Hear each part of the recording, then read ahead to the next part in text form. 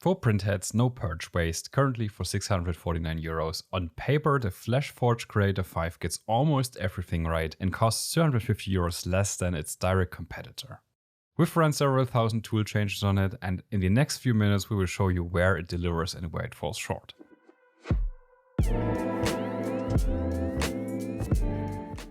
But first, so you know who's actually talking here, I'm Alex, and on this channel my friend Steven and I regularly test 3D printing hardware, which means we don't just check whether a printer somehow runs, but above all where it struggles. And let me make this clear up front, this is explicitly not a XXL review, but an in-depth first impression. More tests will follow, but a full review would take several more weeks, and we wanted to get this video out quickly, so you might still benefit from the current discount. More on that at the end of the video. Over the next few minutes, we will go through the key facts about the Creator 5, which was provided to us for this test, compare it directly with the Snapmaker U1, then we will share our first impressions, what we like, what we don't like, and of course, what actually comes of the print bed. If you want to see the XXL review when it's ready, drop a comment and subscribe to the channel. But now, let's get started. Let's start at the very beginning, so it's clear what we are actually dealing with. The Creator 5 is a real tool changer, meaning not a single nozzle with filament switching unit in front of it, but 4 completely independent printing heads. Each head has its own nozzle, its own filament, and switching happens by swapping out the entire head, according to Flashforge in 6 to 7 seconds. Plus, the key specs for this context: Core XY kinematics, 256mm of build volume in each direction, the nozzle goes up to 320 degrees, the bed up to 120. But the actual selling point is something else anyway, namely material changes without purging. With a single nozzle, every color change requires flushing out the previous color, and that costs time and filament. With the Creator 5, that's eliminated completely because every color has its own nozzle.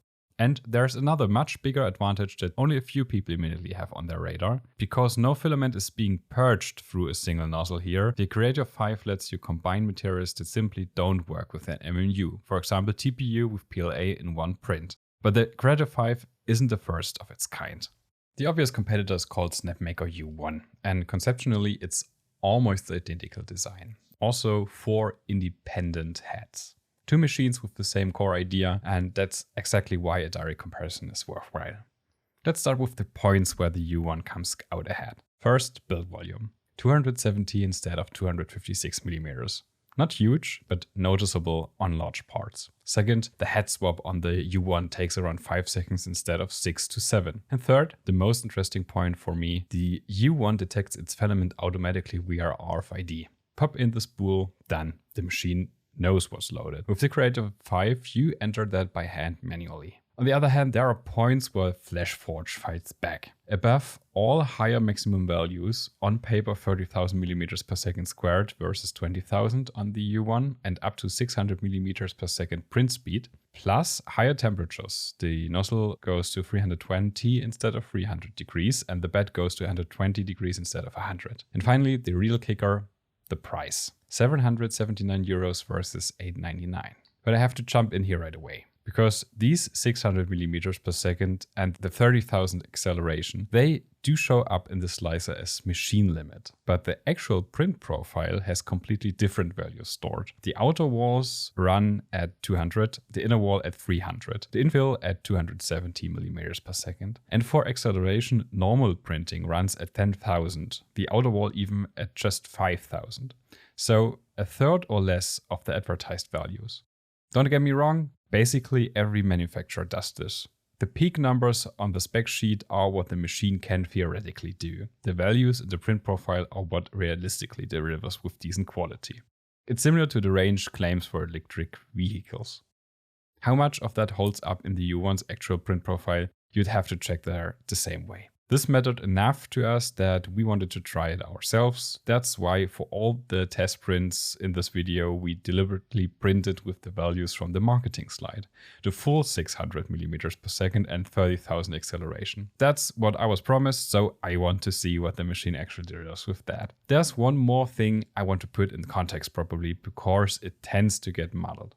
Flashforge advertises up to 84% faster and 84% less material, but those figures are measured against a single nozzle system, not against the U1. In a direct duel between the tool changers, that argument doesn't hold.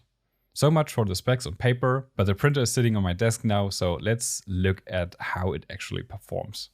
Unboxing first. The packaging was flawless, but honestly every manufacturer manages that these days.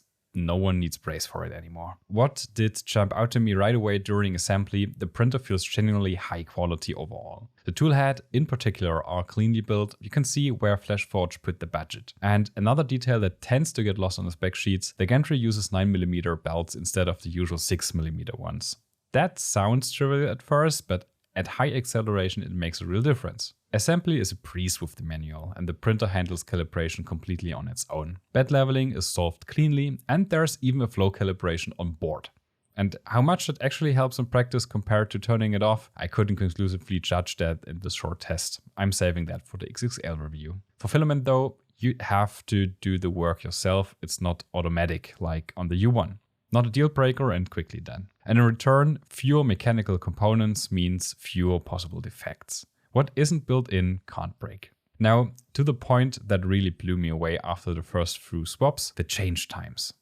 Compared directly to an MMU system, it's just insane. We're not talking about a few seconds of difference, but minutes.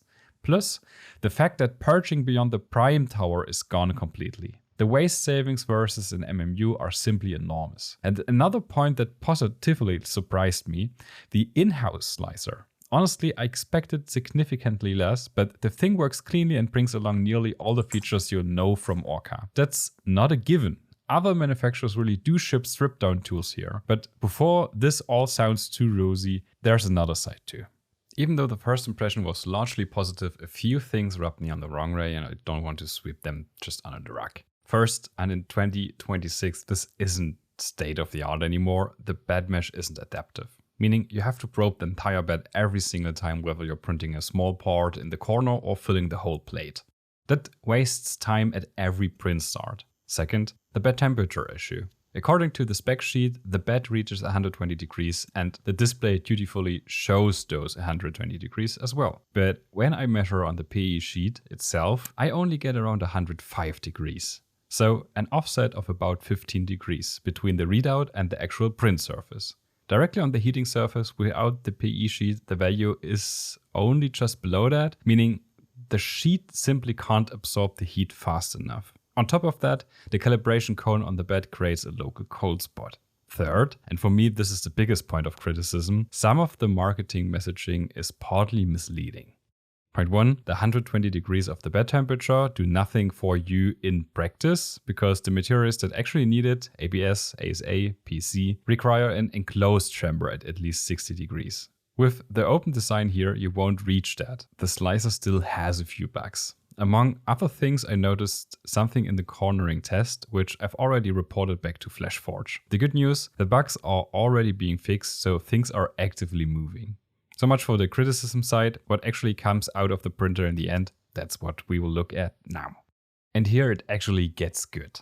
The first test print was a multicolor Banshee with 445 color changes. The second was a test cube with 200 changes. And I have to say, I was positively surprised. Not a single swap error across the entire test series. Layer stacking and the offset between the heads are clean. So at exactly the point where a Toolchanger usually fails, the Creator 5 really delivers. On top of that, material consumption is incredibly low, especially compared to an MMU. The only thing I really need is a prime tower, and that just exists to clear the reheated filament out of the nozzle. Print time is also significantly reduced, as you can see in the image here. PETG prints also delivered good results, as you can see here with a print-in-place frog. And now, the point that excited me the most, I actually tried out the multicolor TPU I talked about earlier, and I'm honestly thrilled with how well it worked. That opens up entirely new possibilities you just don't have with a classic MMU. For that alone, the machine is very interesting to me. And before anyone in the comments starts tearing into the look, my goal with this model was explicitly not to judge the visual quality, but the print itself. Meaning how reliable the swaps run, how cleanly the layers sit on each other. That's why I painted the color changes in completely random. This is not a lovingly designed showcase model, but a stress test. And aside from that, there's little to no complaint about in print quality. In the ringing test, for example, there are barely any artifacts. Clean image, no notable ringing or ghosting. And those VFAs that Bamboo and the Snapmaker struggle with, I barely see them here. The configured flow limit of 18 to 21 cubic millimeters per second is realistic. Overall, and at this price point, it even surprises me a little, the Creator 5 delivers a really solid result in the short test. If this printer has you excited too, you will find the link in the video description or in the pinned comment. With the discount code, you will get further benefits. But as I said, this is only the beginning, and I've already got a few questions lined up for Flashforge. And now it's your turn. Drop your questions in the comments. I'll try to answer them. If you like to see a XXL video, let me know and subscribe to the channel so you don't miss out.